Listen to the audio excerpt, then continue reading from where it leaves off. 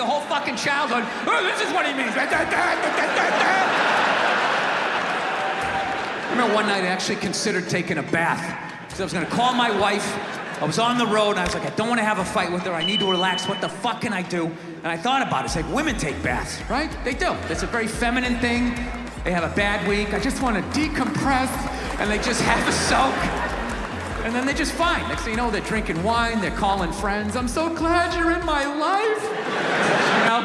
It's like Black Lives Matter, we're all the same, we're all one. Don't burn down my store, you fucking animals. Everybody is welcome in this store. Anyone can come in, one at a time. Follow him. It's just a risk cancer. Yeah.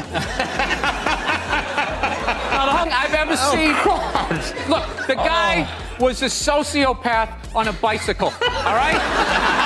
As far as I'm concerned, we got off easy. Yeah. If that guy was working for a corporation, he probably would have been pouring stuff in the water supply, doing God knows what. Just keep him on the bike. Just let him go up and down the hill. Bill Burr built an entire career on saying the thing everyone else is thinking but is too scared to say out loud. The strange side effect put him across from almost anyone. A late-night host, a podcast nobody partner, a of live any, theater like, full of strangers. any reasonable, decent human being is going to run for president. The whole room is losing it. Because half of you laughing assholes. at the joke and half laughing at the fact that he actually said it. Few Bill Burr rants have traveled further than the one he unloaded on Conan O'Brien in 2018. Conan innocently asked about fatherhood. Burr, Until like 4 in the morning and had to get up at 8 like my whole life. without hesitating, launched into a full case for why the world would run smoother if adults were legally allowed to yell at other people's misbehaving children. Dol de zaken ier daken sai fi. Building the argument with such total conviction that Conan spent most of the segment just trying to keep a straight face while Burr walked through his logic step by step. It's become one of his signature Conan bits precisely because nothing about it was planned. The rant grew entirely out of one throwaway question. On a return trip to Conan O'Brien Needs a Friend, Burr told a childhood summer camp story that turned into an accidental tongue twister. Running late for a boating trip because he'd stopped to put on sunscreen, Burr tried explaining himself to the Might be a little narcissist that I gotta fucking say why I'm his friend every time. I feel like I've already answered this question. You've done it, and you'll continue to do it.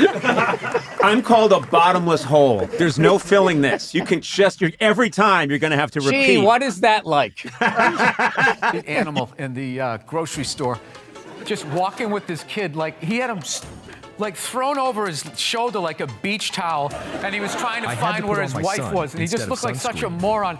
I remember just thinking, if this guy can keep that alive, I can do it. I can't explain. The counselor, in front of the entire group of kids, repeated the mistake back to him for laughs. Burr, retelling the story decades later, still sounded mildly outraged that it happened, joking that by today's standards, the counselor's public mockery would practically be a lawsuit. Conan couldn't let it go either, needling him with a string of fake royal titles for the rest of the segment. Parenthood keeps showing up as Burr's best comedic material, usually because it keeps embarrassing him. He's told Conan about taking his then 2-year-old daughter to see the 2019 live-action Dumbo, assuming a movie about a baby elephant would be a safe, easy first movie outing.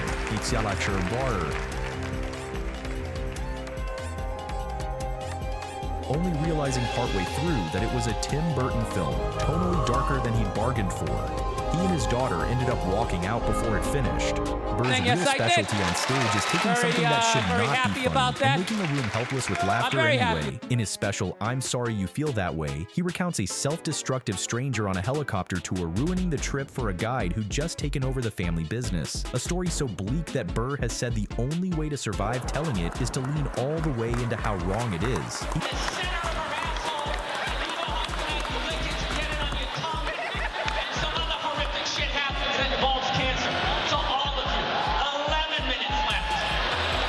All the time. I do. My girl took me to a street fair recently, right? You know, they close off the block, there's like shawarma, there's like stuff made out of buttons, right? People with no teeth are making keychains, right? It's a typical girlfriend idea. It sucks, and it's gonna take all Saturday, right?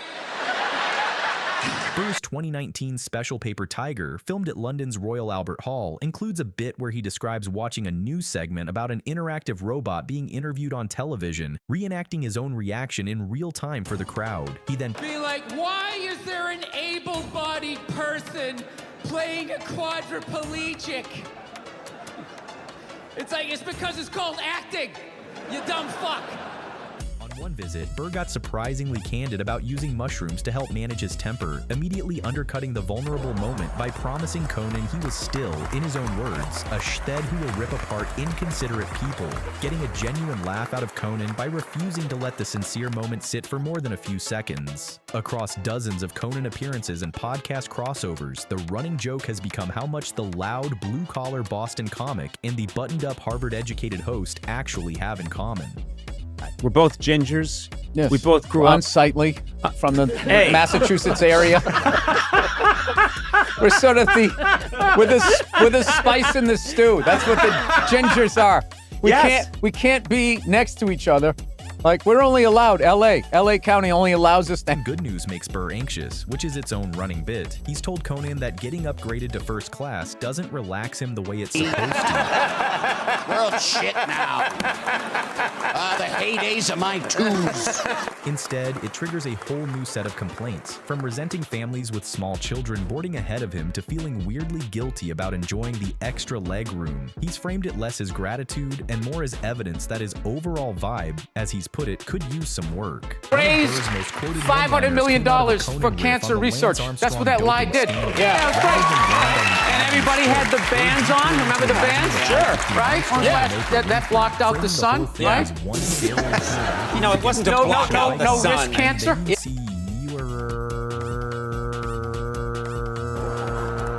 A comparison so unexpected that it's outlived the original news story by close to a decade in clip form.